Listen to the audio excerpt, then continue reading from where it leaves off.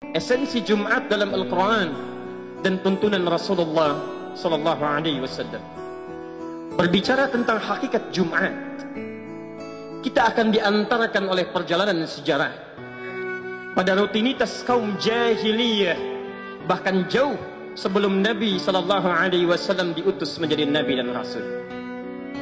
Kala itu orang-orang jahiliyah sudah memiliki kebiasaan rutin dalam sepekannya. Ada di antara mereka yang berprofesi sebagai pedagang, dikenal dengan nama tujar. Ada di antara mereka yang menyibukkan dirinya untuk menghimpun syair, lirik-lirik yang indah, dikenal dengan syuara. Ada di antara mereka yang bahkan mereka habiskan hidupnya untuk merumuskan, menulis mantra-mantra dan jimat-jimat yang akan mereka pasarkan, yang disebut dengan kuhan dan sahir, dukun dan para tukang sihir. Mereka ini beraktivitas dalam sepekan, dimulai dari hari yang pertama disebut dengan Al-Ahad, hari yang kedua disebut dengan Yaumul Itsnin, diserap ke dalam bahasa Indonesia menjadi hari Senin.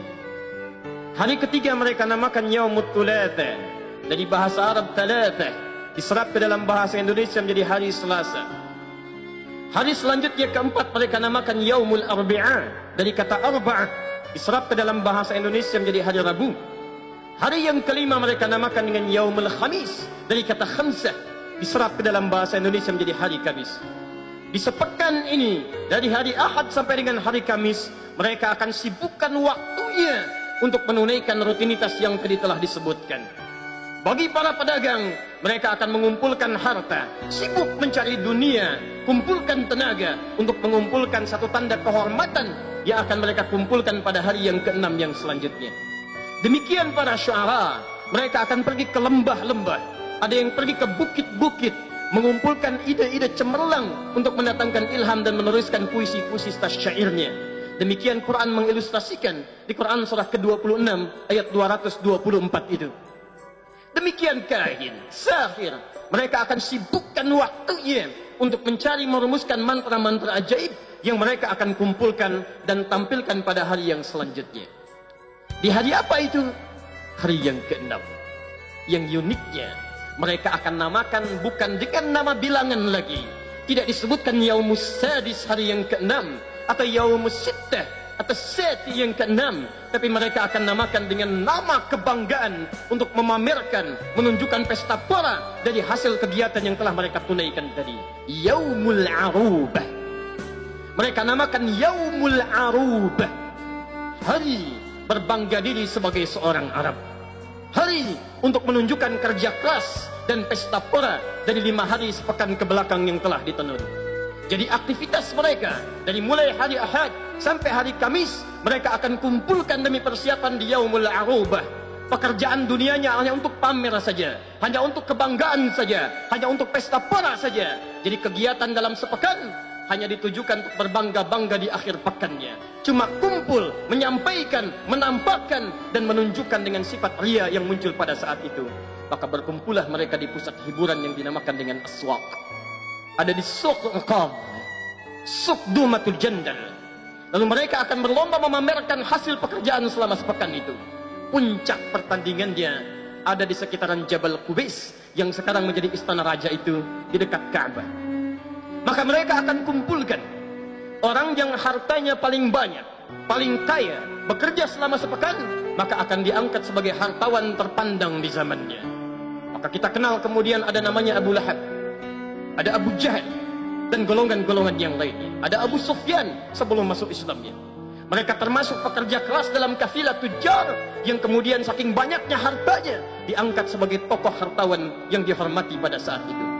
Maka naiklah mereka dengan hartanya, dipandang sebagai orang yang paling kaya. Jadi yang kaya tetap kaya, yang budak menjadi budak. Yang hebat semakin meningkat, yang tidak punya apapun nestapa dalam kehidupannya, tidak perhatian dalam sisi kehidupannya, tidak melihat siapa yang ada tetangga di sampingnya. Yang penting saya akan diangkat dan inilah saya. Demikian para syuara, mereka akan berlomba menampilkan syair-syair terbaiknya. Ada Imrul Qais, ada Nabigah Az-Zibyani, ada Zuhair bin Abi Salma, ada Al-Hutayyah, dan yang paling hebat syairnya, yang paling bagus liriknya akan ditulis dengan tinta emas dan ditempelkan di dinding Ka'bah yang disebut dengan mu'allaqat itu, yang kelak di zaman Islam akan digantikan dengan kiswah yang dituliskan dengan tinta emas juga. Demikian kahin, dukun, sahir, tukang sihir, mereka akan pamerkan mantra-mantra terbaiknya yang mereka rumuskan selama sepekan ke belakang, mereka akan tampilkan. Maka yang paling unggul mantranya ialah yang akan jadi tokoh sentral spiritual yang menginspirasi semua lekuk kegiatan dan merumuskan serta mengizinkan apakah kegiatan terjadi atau tidak dengan izin mereka. Demikianlah hadirin. Selama sepekan kegiatan hanya untuk dunia, dunia, dunia. Kumpul, pamer, pamer, pamer, pesta, pora, hiburan, menunjukkan saya yang paling atas, ini yang paling rendah. Allahu Akbar. Setelah Nabi SAW diutus menjalankan risalah, menampilkan keindahan Islam, Allah Subhanahu wa Ta'ala berkehendak untuk menunjukkan prototipe kehidupan baru yang beda dengan tipikal rutinitas jahiliyah. Bagi orang beriman mesti beda jalan kehidupannya dengan yang belum beriman. Bagi orang beriman mesti lain cara hidupnya dengan orang-orang jahiliyah yang belum beriman. Maka sesaat sebelum berhijrah ke Al-Madinah Al-Munawwarah itu, Allah turunkan satu ayat dalam satu surah yang akan melahirkan satu sejarah, menunjukkan perbedaan karakteristik jahiliyah dengan orang-orang beriman. Turunlah Quran surah Al-Jumu'ah ayat ke-9, posisi paling kiri sebelah atas itu. Perhatikan kalimatnya dan mari kita lihat esensinya. Ya ayyuhalladzina amanu idza nudiya lis-salati min yaumil jumu'ati fas'au ila dzikrillahi wa dzarul bai'. Dzalikum khairul lakum in kuntum ta'lamun. Allahu Akbar. Allahu Akbar. Allah memanggil orang-orang beriman untuk membedakan dengan yang belum beriman. Kemudian akan memberikan sesuatu yang penting yang menunjukkan karakter yang berbeda dengan yang belum beriman. Ya ayyuhalladzina amanu. Hei orang-orang yang telah menyatakan dirinya beriman kepada Allah Subhanahu wa Ta'ala. Idza nudiya lis-salati min yaumil jumu'ah. Jika kalian kemudian diseru untuk mendekat kepada Allah, menunaikan salat di hari Jumat. Hadirin, namanya kemudian dirubah oleh Allah Subhanahu wa Ta'ala. Orang yang terbiasa berkumpul-kumpul yaumul arubah, kumpul untuk bangga, kumpul untuk pamer, seketika dengan turunnya ayat ini, hari untuk orang beriman dirubah namanya oleh Allah menjadi Jumat, bukan arubah. Bagi jahiliyah yang belum beriman arubah, bagi kalian orang-orang beriman Jumat. Apa itu Jumat? Dalam bahasa Arab kalimat Jumat setidaknya memiliki satu akar kata bernama al-jam'u yang memiliki tiga makna. Tiga makna. Satu, sesuatu yang berkumpul rapat. Yang kedua, yang saling menguatkan satu dengan yang lainnya. Tidak hanya sekadar berkumpul, tapi merapatkan satu dengan yang lainnya. Karena itulah surah Al-Jumu'ah diawali dengan surah As-Saff ke-61 untuk memberikan isyarat bahwa Jumat diawali dengan merapatkan hubungan satu dengan yang lainnya. Tapi yang paling indah, makna yang ketiga, yang diiringi dengan saling memperhatikan satu dengan yang lainnya. Jadi bukan sekadar berkumpul, bukan sekadar datang, tapi juga memperhatikan satu dengan yang lainnya. Seakan-akan Allah ingin mengisyaratkan dalam penamaan ini, kalau orang-orang jahiliyah yang belum beriman cuman kumpul-kumpul saja, cuman bangga-bangga saja, cuma senang-senang saja, orang beriman tidak. Yaumul Jum'ah diundang oleh Allah Subhanahu wa Ta'ala ke tempat terbaik di muka bumi, bukan di hotel, bukan di pusat hiburan, bukan di tempat pesta pora, tapi di tempat di rumah Allah Subhanahu wa Ta'ala, masjid. Untuk apa? Kalau cuman kumpul. Jangankan orang beriman, non muslim pun bisa kumpul, orang beriman tidak. Untuk berkumpul, merapatkan dan memberikan perhatian satu dengan yang lainnya. Kalau orang jahiliyah cuma kumpul, tunjukkan saya yang paling kaya, saya yang paling hebat, saya yang paling tinggi segalanya. Orang beriman tidak. Dia mesti tahu siapa yang hadir di sampingnya, dia kenal siapa yang ada di depannya, dia lihat apa kebutuhannya. Karena itulah demi Allah khatib sampaikan, demi Allah khatib sampaikan, Nabi SAW setelah turun ayat Jumat ini, dipraktekkan Jumat, tidak pernah terjadi ada Jumat kecuali diketahui siapa yang datang di sampingnya, siapa yang hadir di masjidnya, siapa yang membutuhkan bantuan seadanya. Maka Masya Allah, tidak ada orang kelaparan datang Jumat kecuali mendapatkan makanannya. Tidak ada orang kehausan kecuali datang Jumat, hilang dahaganya. Tidak ada orang sakit kecuali datang Jumat, mendapatkan pertolongan dari bagian sakitnya. Tidak ada orang kesulitan kecuali saat datang Jumat, mendapatkan bagian dari kebaikan Jumatnya. Sulaik al-Ghatafani, bukan penduduk Madinah, datang ke masjid Nabi SAW. Kemudian masuk, tiba-tiba langsung duduk.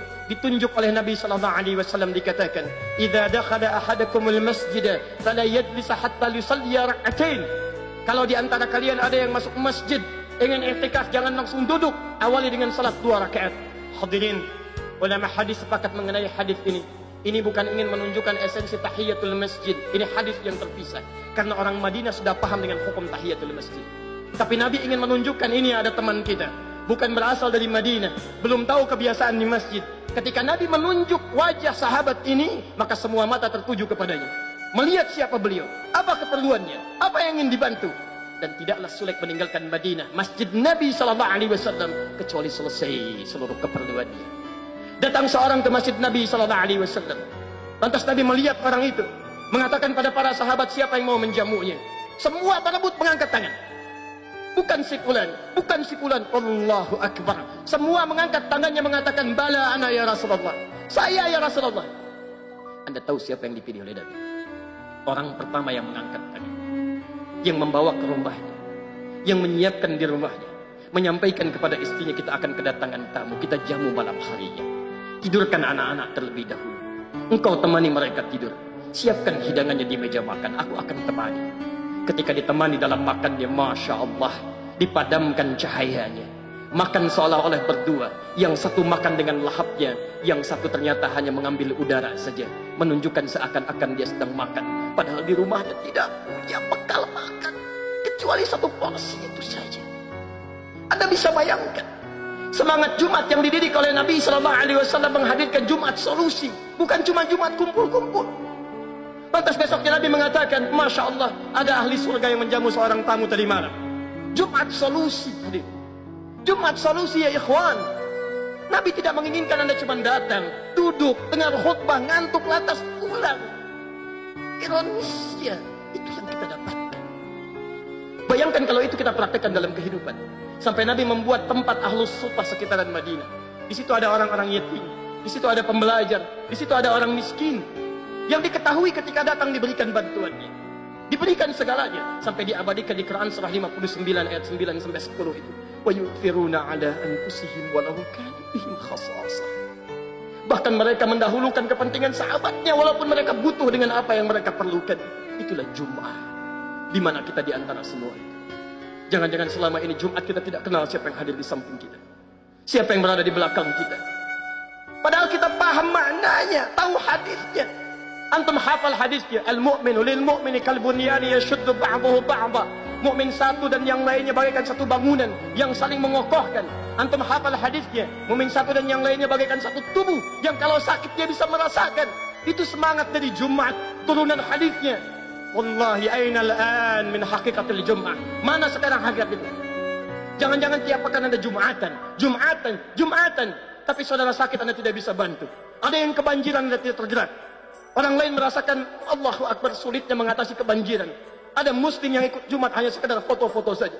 Ada yang menikmatinya bahkan. Ainal Jum'ah. Di mana esensi Jumat itu? Karena itulah bertakwalah kepada Allah Subhanahu wa Ta'ala. Hari ini kita mesti berubah. Kita mesti kenal. Kalau itu dipraktekkan dengan baik, Masya Allah, tidak ada mahasiswa yang datang ke Jumat kecuali barangkali bisa bertemu dengan dosen yang bisa menyelesaikan persoalannya. Ada orang sakit yang tidak bisa ke dokter, dia bisa bertemu dengan dokter yang memberikan resepnya. Ada seorang yang belum punya pekerjaan, bertemu dengan orang yang melimpah sarana pekerjaan, dia berikan solusi. Ada orang yang barangkali punya persoalan, bertemu dengan alim, ustaz, ulama, syekh, selesai seluruh persoalan. Itu yang kita dambakan. Maka kita bermohon kepada Allah Subhanahu wa Ta'ala, semoga Allah Subhanahu wa Ta'ala menjadikan Jumat ini sebagai Jumat terbaik untuk kita, yang merubah cara pandang kita dan menguatkan ukhuwah kita, serta menjadikan insya Allah Islam bisa tegak dengan segala nilai-nilai kebaikannya seperti yang ulama dulu kita mencita-citakannya di negeri tercinta ini. Pada Allah Subhanahu wa Ta'ala, kita ingin menguatkan kembali sedikit untuk melengkapi makna Jumat tadi. Setelah kita paham bahwa Jumat itu adalah Jumat solusi, Jumat ukhuwah, Jumat untuk mengeratkan silaturahim di antara kita. Lantas kemudian Allah ingin mengingatkan kepada kita, tidak cukup dengan berkumpul saja. Kalau sekedar kumpul, saling bertemu, saling curhat, jangankan Anda yang beriman, non-muslim pun bisa melakukan itu. Maka diteruskan kalimatnya dengan fas'au ila dzikrillah. Ini bagian penutup yang paling penting. Maka hei, orang-orang yang telah menyatakan dirinya beriman kepada Allah, setelah kalian berjumpa, berkumpul, melihat, saling menguatkan satu dengan yang lainnya, maka bergegaslah untuk berzikir kepada Allah Subhanahu wa taala. Zikir, zikir. Kalimat zikir tidak disebutkan dalam Al-Qur'an kecuali segala aktivitas yang menjadikan kita ingat dengan Allah Subhanahu wa taala. Antum ba'da salat menyebutkan kalimat-kalimat thayyibah. Quran surah 4 ayat 103. Fa idza qadaytumus salata fadhkurullaha. Maka jika tuntas menunaikan salat, segera berzikir kepada Allah. Kalimat thayyibah yang Anda ucapkan itu bagian dari zikir yang mengingatkan Anda dengan Allah Subhanahu wa taala. Astaghfirullah itu zikir. Hadis Muslim hadis 591. La ilaha illallah wahdahu la syarika lah, lahul mulku wa lahul hamdu wa huwa ala kulli syai'in qadir. Itu zikir. Hadis Muslim hadis 593. Subhanallah walhamdulillah wa la ilaha illallah wallahu akbar. Itu zikir. Hadis Muslim hadis 597. Anda yang kemudian berdoa, itu pun zikir. Quran surah kedua ayat 152. Fadhkuruni adzkurkum. Maka ingatlah saya, minta berdoa kepada saya, maka aku akan kabulkan dan mengingat kepada engkau. Zikir. Doa bagian dari zikir. Ibnu Majah nomor hadis 925. Tidak pernah Nabi SAW meluangkan waktu dalam hidupnya kecuali selalu berdoa kepada Allah Subhanahu wa taala, bahkan selepas salatnya. Nabi mengatakan, Allahumma inni as'aluka ilman nafi'a wa rizqan halalan tayyiba wa amalan mutaqabbala. Doa itu bagian dari zikir. Membaca Al-Quran itu zikir. Bahkan Quran disebut dengan zikir. Quran surah ke-15 ayat ke-9. Inna nahnu nazzalna dzikra wa inna lahu lahafizun. Sungguh kami telah menurunkan Quran ini sebagai zikir. Jadi ketika Anda sedang membaca Quran, Anda sedang berzikir kepada Allah Subhanahu wa taala. Menghafal Quran, bahkan itu zikir, dan lebih tinggi dibandingkan dengan membaca Al-Quran. Disebutkan 4 kali bahkan di satu surah. Surah ke-54 ayat ke-17, ayat ke-22, ayat 32, ayat ke-40. Walaqad yassarnal Qur'ana lidzikri fahal min muddakir. Sungguh kami telah mudahkan Al-Quran untuk diingat. Menghafal Quran, mengingat Quran disebut oleh Quran sebagai zikir. Jadi penghafal Quran, ketika sedang menghafalkan Qurannya, dia sedang berzikir kepada Allah Subhanahu wa taala. Bahkan orang Islam itu bukan cuma sholatnya, baca Al-Qurannya, Masya Allah. Bukan cuma istighfarnya, doanya, tapi semua aktivitasnya harus menjadi zikir kepada Allah Subhanahu wa taala. Quran surah ketiga ayat 191. Alladzina yadhkurunallaha qiyaman wa qu'udan wa 'ala junubihim. Orang-orang beriman itu, ulul albab itu, semua aktivitasnya dijadikan sebagai zikir kata Allah Subhanahu wa taala. Jalannya zikir, duduknya zikir, makannya zikir, bekerjanya zikir. Hadirin, ingat kepada Allah Subhanahu wa taala. Beda antara orang yang berjalan dengan zikir dengan orang yang berjalan tanpa zikir. Orang yang zikir ingat kepada Allah, maka dia akan berjalan sesuai dengan aturan Allah Subhanahu wa taala. Mustahil ada orang jalan beringat kepada Allah, kemudian dia berjalan dengan melanggar ketentuan Allah Subhanahu wa taala. Dia akan jaga pandangan karena dia saat memandang ingat dengan Allah Subhanahu wa taala. Allah turunkan ayat di Quran surah ke-24, ayat ke-30. Wa qul lil mu'minina yaghuddu min absarihim. Katakan bagi para pria-pria yang beriman, jalannya menatap harus pada yang diaturkan oleh Allah Subhanahu wa taala saja. Yang baik-baik lihat, yang tidak baik menurut Allah palingkan. Makannya zikir. Mustahil ada orang yang makan mengingat Allah kemudian menyentuh makanan yang tidak disukai oleh Allah Subhanahu wa taala. Kerjanya zikir. Mustahil ada orang bekerja memegang penanya ingin tanda tangan proyek dalam pekerjaannya, saat itu dia ingat kepada Allah Subhanahu wa taala, tapi mampu menggerakkan tangannya untuk tanda tangan proyek yang tidak diridhai oleh Allah Subhanahu wa taala. Harus semuanya zikir. Zikir. Sekarang tunjukkan pada kami, ikhwah sekalian, dari sepekan ke belakang yang telah kita jalani sampai Jumat ini, berapa aktivitas kita yang menjadi zikir dalam kehidupan kita? Jangan-jangan kemarin ke pekan ke belakang, Masya Allah, zikir salat kita belum maksimal. Salat disebut zikir di Quran surah ke-20 ayat ke-14. Wa aqimis salata li dzikri. Tunaikan salat sebagai zikir kepadaku. Cek bagaimana kualitas zikir salat kita dalam sepekan ke belakang. Jangan-jangan kemarin saja sholat kita masih belum berjamaah, itu pun tidak dilakukan di masjid. Sahabat Nabi sudah mengejar sunnahnya. Perhatikan sahabat Utsman bin Affan radhiyallahu ta'ala anhu. Kata Imam An-Nawawi dalam kitabnya At-Tibyan fi Adab Hamalatil Quran, halaman 38, paragraf yang pertama, baris 1 sampai kedua, beliau sebutkan, sahabat Utsman bin Affan, menantu Nabi, menikah dengan 2 putri Nabi, orang paling dihormati oleh Nabi, sangat pemalu, malaikat malu kepada beliau, bisnisnya sangat sukses dalam kehidupan. Jangankan salat fardunya, masih bisa menunaikan tahajudnya setiap malam, bahkan sampai hafal Quran, sampai khatam Quran. Antum sahabat Nabi bukan, tabi'in juga bukan, kerabat Nabi juga bukan, tidak menikah dengan putri Nabi. Berapa suksesnya antum dibandingkan dengan sahabat Utsman bin Affan? Surga belum ada jaminan, hisab masih menegangkan, amalan masih berantakan. Allahu Akbar. Jangankan persoalan salat sunnahnya, cek, jangan-jangan sampai dengan Jumat ini salat fardu kita belum maksimal. Kalau cuma kerja, ngumpulkan harta, tambah lagi, jangankan antum, non muslim bisa lebih hebat dibandingkan dengan anda. Kalau cuma untuk weekendnya dihabiskan untuk pesta pora, poya-poya, cuma pamer saja, Korun lebih hebat dibandingkan dengan anda. Firaun lebih jagoan dibandingkan dengan anda. Namrud lebih hebat dibandingkan dengan anda. Kita orang beriman, pasti beda. Bacaan Quran kita, jangan-jangan sampai sepekan ini belum pernah baca Al-Quran. Allahu Akbar. Al-Quran dibaca tiap hari, tapi Al-Quran tidak pernah disentuh. Mu'al. Sebagai akhir dari bahasan khutbah kita, seorang anak usia 4 tahun tinggal di Asyut di Mesir.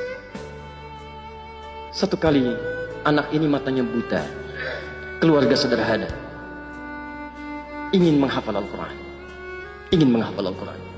lalu minta kepada abinya untuk diantar menghafal. Dimodifikasilah motor yang sangat sederhana itu, dashboardnya kemudian diluaskan, lalu ditempelkan ayat-ayat Quran. Di setiap perjalanan abinya melihat ke situ, Mu'adnya mengulang, demikian seterusnya. Singkatnya sampai Mu'ad hafal Quran, yang mengantarkan belum hafal, tapi insya Allah mendapatkan pahalanya.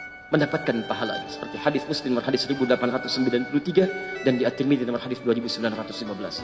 Secara singkat, ketika berhasil menghafalkan Quran dia, bahkan makhrajnya sesuai dengan syekhnya, menjadi viral kisahnya di media di Timur Tengah. Maka datanglah reporter dari Kuwait ingin merekam dan bertanya kepada beliau ini, untuk apa menghafal Quran ini? Perhatikan jawabannya, dan di sini kita akan berdoa kepada Allah Subhanahu wa taala. Ya Syekh Mu'ad, ya Syekh Mu'ad, wahai Syekh Mu'ad. Anak 4 tahun sebagai penghargaan dipanggil dengan Syekh. Jika ananda diperkenankan berdoa saat ini dan dikabulkan, apa yang akan ananda mohonkan kepada Allah dengan Quran yang telah dihafalkan itu? Perhatikan jawabannya. Pertama, wallahi as'alullaha rabbal alamin, wallahi saya akan meminta kepada Allah Rabbul Alamin untuk tetap membutakan mata saya sampai dengan kiamat. Untuk tetap membutakan mata saya sampai dengan kiamat, karena saya bisa hafal Quran ini dengan keadaan buta mata saya. Saya takut kalau mata saya dibuka kembali, lantas saya melihat maksiat dengan mata saya, akan hilang Quran yang telah saya hafalkan itu. Anak 4 tahun, 5 tahun, mata buta, mau menghafal Quran dan menikmati dengan kebutaannya mendapatkan Al-Quran. Antum diberikan 40 tahun, 50 tahun, matanya sehat, fisiknya kuat, sampai hari ini masih belum punya waktu untuk sekedar membaca saja. Antum butuh berapa tahun lagi ya ikhwah? Yang kedua, perhatikan. Wallahi, dia katakan, demi Allah, kata Mu'ad kecil ini, saat saya datang di akhirat nanti, menghadap kepada Allah, indama ji'tu li rabbi yawmal qiyamati yawmal hisab, wala yusahibni abi, dan ayah saya tidak mampu lagi menemani saya, wala ummi, dan tidak ada ibu saya. Faji'tu fardan, kemudian saya akan sendirian, badan saya gemetar, tangan saya bergetar, kaki saya bergetar. Saya akan bermohon kepada Allah, ya Rabb, ya Rabb, saya telah berusaha menghafalkan Quran sampai datang di hadapanmu saat ini. Maka jika itu semua belum cukup menjadikan saya mendapatkan ridhamu dan harus dihukum di neraka, mohon ya Rabb, kurangi siksaan saya dengan Quran yang telah saya hafalkan ini. Mohon kurangi hukuman saya ya Allah dengan Quran yang telah saya hafalkan ini. Ada anak kecil usia 4 tahun, usia 5 tahun, matanya buta, menghafalkan Qurannya sebagai persiapan zikir menghadap kepada Rabbnya, itu pun masih merasakan kurang dalam hidupnya. Antum diberikan 40 tahun, 50 tahun dengan segala keluasannya sampai Jumat ini, berapa persiapan zikir yang akan dibawa menghadap Allah Subhanahu wa taala.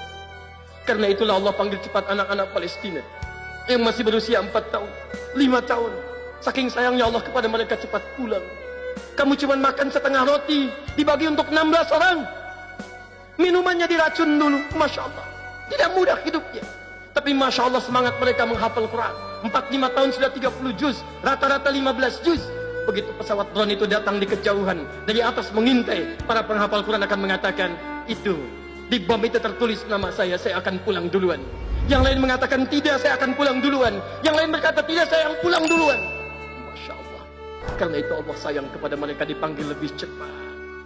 Karena untuk mendapatkan nikmat alam kubur sebagai pembuka surga. Quran surah ketiga ayat 169 itu. Wala tahsabanna alladhina qutilu fi sabilillahi amwata bal ahya'un 'inda rabbihim yurzaqun. Hei, Anda jangan kira orang-orang wafat di jalan Allah itu wafat begitu saja. Tapi kami akan limpahkan rezeki yang lebih mewah di alam kubur. Sampai mereka berkata, wa yastabshiruna bil ladzina lam yalhaqu bihim min khalfihim alla khaufun 'alaihim wa lahum yahzanun. Mereka akan berkata, kalau mampu, mereka akan pulang kepada orang-orang yang belum menyusul mereka. Akan dikatakan, kalian jangan nangis ya. Jangan sedih ya. Hei orang-orang Indonesia, jangan tangisi saya. Hei orang-orang sekitaran, jangan tangisi saya. Di sini lebih enak dibandingkan dengan kalian. Kalau bisa cepat menyusul ke sini. Kita ada di mana? Barangkali kita dihidupkan sampai Jumat ini. Karena menurut Allah belum cukup bekal kita. Harus banyak meningkatkan zikir kita kepada Allah Subhanahu wa taala. Banyak meningkatkan taubat kita kepada Allah. Karena itulah marilah kita berdoa kepada Allah Subhanahu wa taala agar Allah menguatkan hati kita untuk berubah mulai Jumat ini. Mau sampai kapan lagi? Jika Anda belum mampu berlomba dengan orang soleh meningkatkan kebaikan, maka seharusnya Anda mulai berlomba dengan para pendosa untuk beristighfar dan bertobat kepada Allah Subhanahu wa taala. Karena itu mari kita berdoa dengan khusyuk. Kita pasrahkan jiwa kita dan memohon hidayah kepada Allah agar Allah bisa merubah tapak kehidupan kita mulai di Jumat ini di masjid yang insya Allah jadi saksi bagi kita di akhirat nanti. Alhamdulillahi Rabbil Alamin Ar-Rahman Ar-Rahim Maliki Yawmiddin Iyyaka na'budu wa iyyaka nasta'in Ihdinas siratal mustaqim Siratal ladzina an'amta 'alaihim ghairil maghdubi 'alaihim waladdallin Allahumma rabbana la tada' lana fi maqamina hadza dhanban illa ghafarta. Tuhai Allah, kami bermohon kepadamu di Jumat ini, jika ada satupun di antara hamba-Mu yang datang ke rumah-Mu ini ya Allah untuk menunaikan Jumat, datang membawa lumuran dosa, maka mohon jangan biarkan ia meninggalkan masjid ini ya Allah kecuali Engkau telah ampuni segala dosa-dosanya. Wala hamman illa farajtah. Jika ada di antara kami hamba-Mu datang membawa kegelisahan hidup dunia ya Allah, maka mohon jangan biarkan ia meninggalkan tempat-Mu ini ya Allah kecuali Engkau telah tenangkan keadaan jiwanya. Allahumma wala asran illa yassartah. Jika ada di antara kami ya Allah yang datang ke masjid ini membawa kesulitan hidupnya di rumah tangganya, pekerjaannya, kehidupan sosialnya, maka mohon ya Allah dengan Jumat dan niat ikhlas untuk berubah yang ia tanamkan pada jiwanya, mohon angkat dan sembuhkan dan angkat tuntaskan segala kesulitannya ya Rabbal Alamin. Allahumma wala maridan illa syafaitah. Dan jika ada di antara kami yang tengah Engkau uji dengan penyakit seberat apapun ya Allah, maka mohon angkat dan sembuhkan segala penyakitnya. Allahumma idza kana minna ya Allah wahidan qariban aw ba'idan minka ya Rabbal Alamin lam yahtadu ila al-Islam wa lam yusallu hatta al-jum'ah wa lam yataqarrabu ila al-Quran. Allahumma hadihim ya Allah liyataqarrabu ilaika ya arhamar rahimin liyahtadu ila al-Islam ya Rabbal Alamin. Ya Allah, jika di antara ada keluarga kami ya Allah, jika ada di antara keluarga kami, tetangga kami, kerabat kami, teman-teman kami ya Allah yang sampai hari ini belum memeluk Islam, belum mendapatkan hidayah, maka mohon sentuh hatinya ya Allah, bimbing mereka untuk mengucapkan kalimat syahadat ya Rabbal Alamin. Jika ada di antara kami ya Rabbal Alamin sudah menyatakan dirinya beriman, masuk Islam, tapi masih menjauh darimu ya Allah, masih banyak bermaksiat, masih jauh dalam menunaikan salat, belum mau mendekat kepada tuntunan Al-Quran, maka sebelum Kau wafatkan ia ya Allah, mohon di hari ini Kau berikan hidayah ya Allah, sentuh hatinya ya Allah. Allahumma rizqhu ni'mat at-taubah Ya Allah, berikan kenikmatan taubat kepadanya ya Allah. Sadarkan bahwa kehidupannya tidak lama ya Allah. Sadarkan ia bahwa ia kapan saja bisa wafat menghadapku ya Allah. Allahumma rizqhu ni'matan thayyibah wa hayatan fiha husnul khatimah. Wa yaqulu ya Allah la ilaha illallah Muhammad Rasulullah. Wa taqulu lana ya rabbal alamin bi kalimatin mutmainnah ya ayyatuhan nafsul mutmainnah irji'i ila rabbiki radiyatan mardiyah fadkhuli fi ibadi wadkhuli jannati. Ya Allah, berikan kami kesempatan untuk wafat dalam keadaan husnul khatimah, mampu mengucapkan kalimat la ilaha illallah Muhammadur Rasulullah. Dan kau katakan kepada kami dengan panggilan yang indah, ya ayyatuhan nafsul mutmainnah, hei jiwa-jiwa yang tenang, irji'i ila rabbika radiyatan mardiyah. Cepat pulang sini kembali kepada Rabbmu yang penuh dengan keridhaan. Fadkhuli fi ibadi, ayo cepat masuk dalam golongan hambaku yang sudah aku nantikan. Wadkhuli jannati, nikmati surga pendahuluan yang sudah aku siapkan. Mohon ya Allah, mohon jadikan kami termasuk dalam golongan itu ya Rabbal Alamin. Unsurna ya Allah minal qaumil kafirin. Mohon tolong kami ya Allah dari pengaruh-pengaruh buruk yang mampu menjauhkan kami dari ketaatan kepadamu ya Rabbal Alamin. Unsurna minasyaitanir rajim. Mohon tolong kami dari pengaruh setan yang terkutuk. Allahumma unsurna ya Allah minadh dhalimin. Mohon tolong kami dari pengaruh orang-orang zalim dalam kehidupan kami ya Allah. Wa nakhussuka bid-du'a li akhwatina fi Filistin wa fi Suriah wa fi Iraq wa fi Afghanistan wa fi Rahiyah. Allahumma asbirhum ya Allah. Allahumma ansurhum ya Rabbal Alamin. Allahumma ansurhum ya Rabb. Kami mohon ya Allah, kami mohon di Jumat ini kami khususkan doa untuk saudara-saudara kami di Palestina, di Syria, di Afghanistan, di Irak, di Rohingya. Kami mohon tolong mereka ya Allah, sabarkan mereka ya Allah, dan ampuni kami yang belum mampu menolong mereka dalam kebaikan. Allahumma khaffif hisabana, ringankan hisab kami ya Allah, karena tak mampu menolong mereka dalam kebaikan. Allahumma la tuhasibna am da'afina fi nusratil aqsa. Mohon ringankan hisab kami, ampuni kami ya Allah yang tidak mampu mempertahankan Aqsa. Ampuni kami ya Rabb. Allahumma ja'al baldatana hadhihi Indonesia baldatan thayyibatan wa anta tarda. Ya Allah, mohon jadikan negeri kami Indonesia ini negeri yang Engkau ridai, Engkau berkah. Allahumma hdi umara'ana. Ya Allah, mohon bimbing para pemimpin kami, anugerahkan hidayah kepada mereka ya Allah, untuk mendekat kepada ketentuan-Mu ya Rabbal Alamin. Allahumma ya Allah ulama'ana wahfidhu, dan mohon bimbing para ulama kami supaya jaga mereka ya Allah. Waj'alhum minal mukhlasin, jadikan mereka orang-orang ikhlas dalam berjuang. Allahumma wahid sufufana wajannibna minat tafruqah, satukan saf kami ya Allah. Mohon tanamkan kelembutan di hati kami untuk bersatu dalam kebaikan. Jauhkan kami dari perpecahan ya Allah. Himpun kami ya Rabbal Alamin dalam ridha-Mu. Rabbana atina fid dunya hasanah fil akhirati hasanah wa qina adzabannar. Mohon anugerahkan kami segala kebaikan di dunia ini yang mampu kami dapatkan, dan segala kebahagiaan di akhirat yang mampu kami raih. Syafaat-Mu ya Allah, syafaat Quran-Mu ya Allah, syafaat Nabi-Mu Muhammad sallallahu alaihi wasallam, dan bimbing kami untuk mendapatkan teman-teman yang saleh di sekitaran kami, yang mampu menjadi teman-teman kami yang Kau sebutkan di Quran-Mu itu ya Allah. Ma'an nabiyina wa siddiqina wa syuhada'i wa salihin ya Allah. Allahumma laqad da'awnaka kama amartana fa'ajib du'ana kama wa'adtana. Ya Allah, kami telah datang ke Jumat ini beribadah kepada-Mu, memohon dengan khusyuk seperti Engkau perintahkan. Maka mohon kabulkan doa-doa kami seperti apa yang telah Engkau janjikan. La tubayyi'an du'ana, mohon jangan sia-siakan air mata kami ya Allah. Mohon ya Rabb, jika dengan semua ini Engkau belum kabulkan juga dengan doa kami, maka mohon tunjukkan kepada kami dengan cara apa lagi kami mesti bermohon kepada-Mu ya Rahman. Bifadlika subhana rabbika rabbil izzati amma yasifun. Wassalamun ala al-mursalin. Alhamdulillah.